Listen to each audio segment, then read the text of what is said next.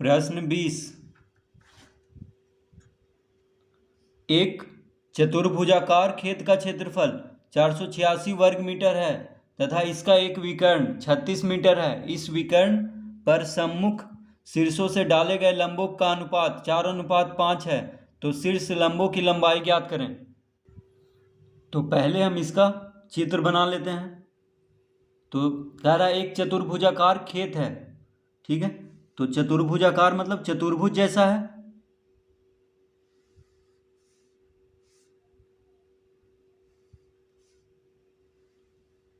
तो चतुर्भुज कैसा होता है? चार भुजा का। तो इसका हम नाम लिख देते हैं ABCD, ठीक है। तो एक चतुर्भुजाकार खेत का क्षेत्रफल दिया हुआ है तथा इसका एक विकर्ण 36 मीटर है। तो मान लेते हैं कि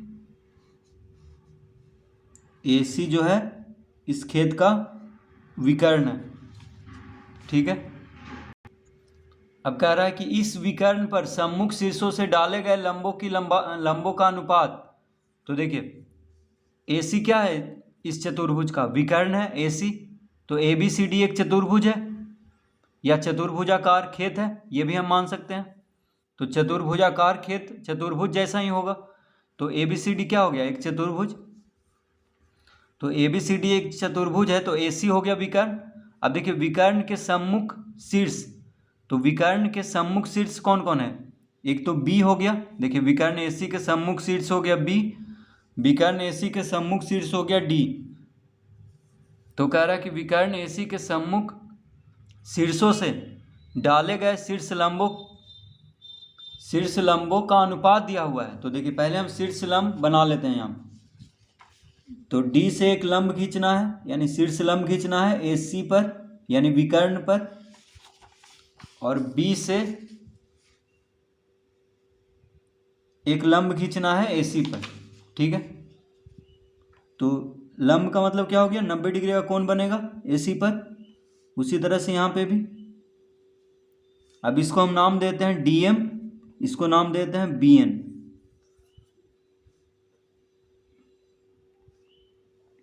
तो इसको कहेंगे H1, इसको कहेंगे H2। तो H1 H2 क्या हो गया? तो विकर्ण के सम्मुख शीर्षों से डाले गए शीर्ष लंबों की लंबाई को H1 H2 कहते हैं। H1 मतलब H मतलब हो गया ऊंचाई। तो दो H1 और H2 मतलब दो ऊंचाई यानी लंब है, तो H1 H2 कहते हैं इसको। तो विकर्ण के सम्मुख शीर्षों से डाले गए शीर्ष लंबों की लंबाई को क्या कहते हैं? H1 और H2, ठीक है। तो इतना हम पहले चित्र बना लेंगे। उसके बाद यहाँ पे हम लिखेंगे माना कि ABCD एक चतुर्भुजाकार खेत है।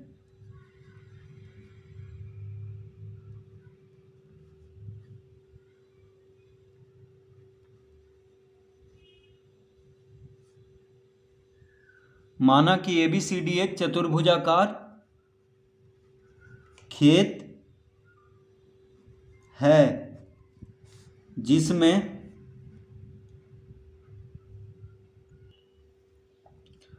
जिसका क्षेत्रफल कितना दिया हुआ है? 486 वर्ग मीटर। जिसका क्षेत्रफल 486 वर्ग मीटर, कौमा विकर्ण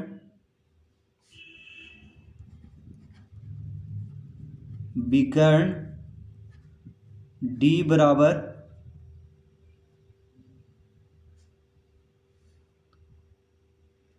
AC बराबर, तो विकर्ण कितना दिया हुआ है? 36 मीटर। और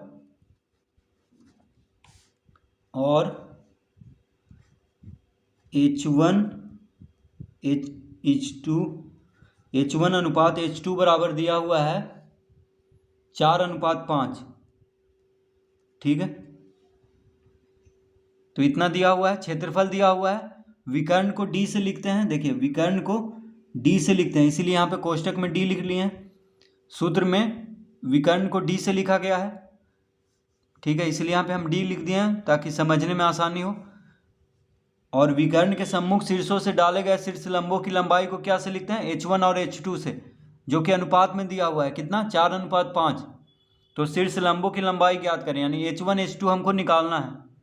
तो H1 H2 मतलब ये देखिए BN और DM हमको ज्ञात करना है, ठीक है। तो H1 H2 क्या हो गया, विकर्ण AC के सम्मुख शीर्षों से डाले गए शीर्ष लंबों की लंबाई को H1 H2 कहते हैं। तो देखिए BN हो गया H1, DM हो गया H2, यानी AC पर D से जो शीर्ष लंब डाला गया है उसको क्या कहेंगे, H2, और AC पर B से जो शीर्ष लंब डाला गया है उसको H1 कहेंगे, ठीक है। तो इतना दिया हुआ है।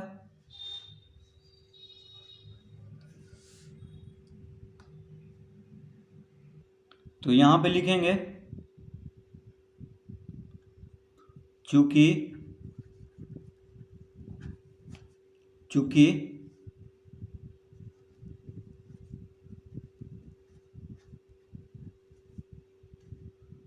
चतुर्भुज ABCD का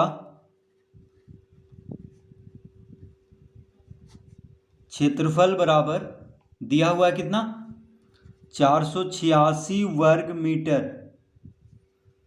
तो चतुर्भुज ABCD का क्षेत्रफल दिया हुआ है 486 वर्ग मीटर, ठीक है। यानी चतुर्भुजाकार खेत का दिया हुआ है तो उसको क्या कहेंगे, चतुर्भुज ही कहेंगे। तो लिखेंगे चूंकि चतुर्भुज ABCD का क्षेत्रफल बराबर 486 वर्ग मीटर। अतः अब देखिए चतुर्भुज का क्षेत्रफल निकालने का सूत्र होता है 1/2 गुना D गुना H1 प्लस H2 बराबर लिख लेंगे 486 वर्ग मीटर, इस तरह लिख लेंगे,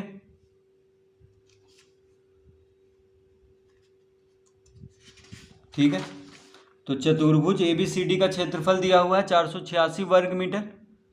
तो चतुर्भुज का क्षेत्रफल निकालने का सूत्र होता है 1/2 गुना D गुना H1 प्लस H2। अब देखिए D हो गया विकर्ण और H1 H2 क्या हो गया, विकर्ण के सम्मुख शीर्षों से डाले गए शीर्ष लंबों की लंबाई को H1 H2 कहते हैं। तो जब ये तीनों दिया हो, यानी विकर्ण दिया हो और विकर्ण के सम्मुख शीर्षों से डाले गए शीर्ष लंबों की लंबाइयां दिया हो, तब ये सूत्र लगाएंगे, ठीक है। ये हमेशा याद रखेंगे इस सूत्र को, 1/2 गुना D गुना H1 प्लस H2। तो D क्या है, विकर्ण है, और H1 H2 विकर्ण पे डाला गया लंब है उसके सम्मुख शीर्ष से। तो यहाँ पे लिखेंगे तो हो जाएगा 1/2 गुना D कितना दिया हुआ है, यानी विकर्ण हमको दिया हुआ है 36 गुना H1 जोड़ H2 बराबर 486 वर्ग मीटर, इस तरह लिख लेंगे। तो 1/2 गुना 36 गुना H1 जोड़ H2 बराबर 486 वर्ग मीटर, इस तरह लिख लेंगे। D की जगह पे 36 लिख दिए हैं क्योंकि विकर्ण दिया हुआ है हमको, H1 H2 हमको ज्ञात करना है, ठीक है। तो क्षेत्रफल भी दिया हुआ है, विकर्ण भी दिया हुआ है, तो H1 जोड़ H2 हम ज्ञात कर लेंगे।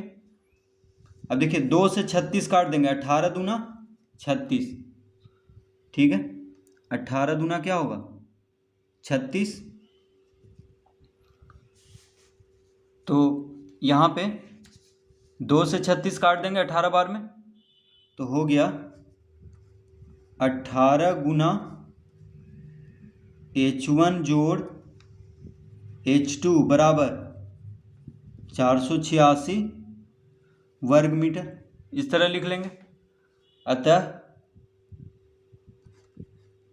H1 जोड़ H2 बराबर हो जाएगा 486/18। देखिए 18 गुना में है, 18 जो है H1 जोड़ H2 के साथ गुना में है बराबर के बाएं तरफ, तो इसको दाएं तरफ भेजेंगे तो भागम हो जाएगा, ठीक है। अब 18 से इसको काट देंगे तो 18 दूना 36, देखिए 18 दूना 36 कटेगा, 48 है, तो 36 और 12 48 होता है, तो 12 इधर जाएगा तो 126 हो गया। तो 18 सतह 126 यानी 27 बार में कट गया, तो कितना आ गया 27। तो H1 जोड़ H2 बराबर आ गया 27, यानी विकर्ण के सम्मुख शीर्षों से डाले गए शीर्षलंबों की लंबाई का योगफल कितना आ गया 27। तो H1 H2 बराबर आ गया 27। ठीक है, इतना हम ज्ञात कर लिए हैं। अब लिखेंगे यहाँ पे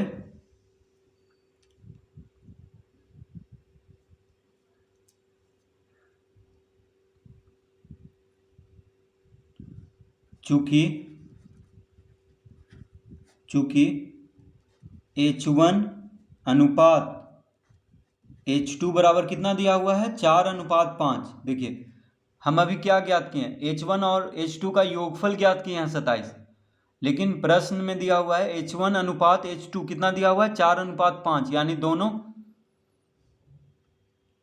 विकर्ण के सम्मुख शीर्षों से डाले गए शीर्षलंबों का अनुपात कितना दिया हुआ है 4:5, और हम उन दोनों का योगफल ज्ञात किए हैं। तो अब ये उसके योगफल से और उसके अनुपात से हम H1 और H2 ज्ञात कर लेंगे। ठीक है, तो लिखेंगे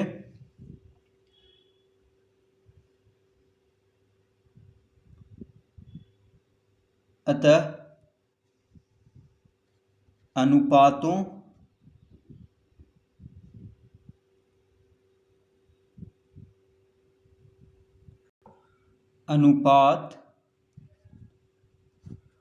के पदों का योगफल बराबर। अब देखिए अनुपात के पदों का योगफल बराबर क्या हो जाएगा, तो अनुपात का पद कौन कौन है 4:5 है, तो इसको जोड़ देंगे, यानी 4 जोड़ 5 हो जाएगा 9। ठीक है, तो पहले हम क्या करेंगे, जो अनुपात दिया हुआ है उसको जोड़ देंगे, यानी 4 जोड़ 5 कितना हो जाएगा 9 हो जाएगा।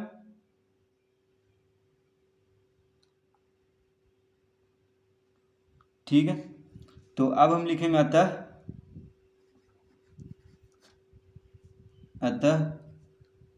H1 बराबर हो जाएगा। अब देखिए H1 का अनुपात कितना है 4 है, देखिए H1 अनुपात H2 है 4:5, तो H1 की जगह पे 4 है, H2 की जगह पे 5 है, तो H1 बराबर हो जाएगा 4/9 गुना 27। अब देखिए ये 9 कहाँ से आया, तो दोनों अनुपातों का योगफल कितना आ गया 9, यानी अनुपात के पदों का योगफल कितना आ गया 9। तो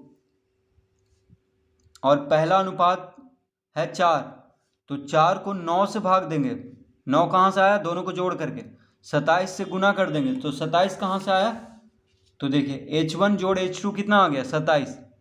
ठीक है, तो उसका योगफल ज्ञात हो गया है और अनुपात को जोड़ करके कितना आ गया 9। तो ये दोनों जब ज्ञात हो, यानी अनुपातों का योगफल ज्ञात हो और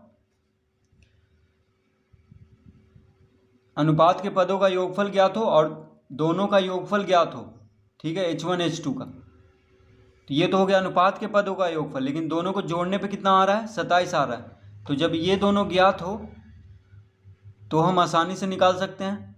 तो देखिए 4/9 गुना 27, तो H1 है 4 और अनुपात के पदों का योगफल आ गया 9, तो 4/9 कर देंगे और 27 है दोनों को जोड़ करके। ठीक है, ये अनुपात नहीं है, मतलब H1 और H2 को जोड़ करके 27 आया है, तो H1 ज्ञात हो जाएगा। तो 9 तिया 27 कट गया, यानी 4 तिया 12। ठीक है, 12 मीटर आ गया H1 कॉमा H2 बराबर। अब देखिए H2 कितना है, तो H1 का अनुपात 4 है, H2 का अनुपात 5 है। अनुपात के पदों का योगफल कितना आया है 9, तो बटा 9 लिखेंगे। दोनों का योगफल कितना है H1 और H2 का 27 है, तो 27 से गुना कर देंगे। ठीक है, तो 5/9 गुना 27 हो जाएगा। तो H2 निकालना है, इसलिए H2 का अनुपात कितना दिया हुआ है 5 दिया हुआ है, तो 5 को ऊपर लिखेंगे और अनुपात के पदों का योगफल यानी 4 और 5 को जोड़ करके 9 आया है, तो बटा में 9 लिखेंगे।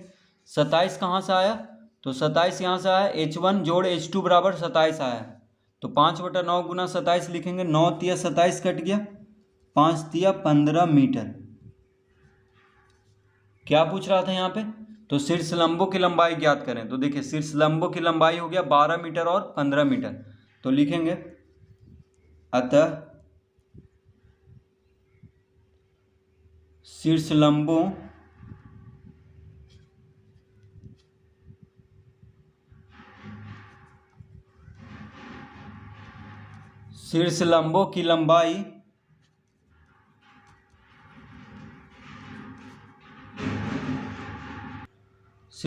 की लंबाई बराबर हो जाएगा 12 मीटर कॉमा 15 मीटर। तो शीर्ष लंबों की लंबाई कितना हो गया 12 मीटर कॉमा 15 मीटर। तो इस तरह से इस प्रश्न को हल करेंगे।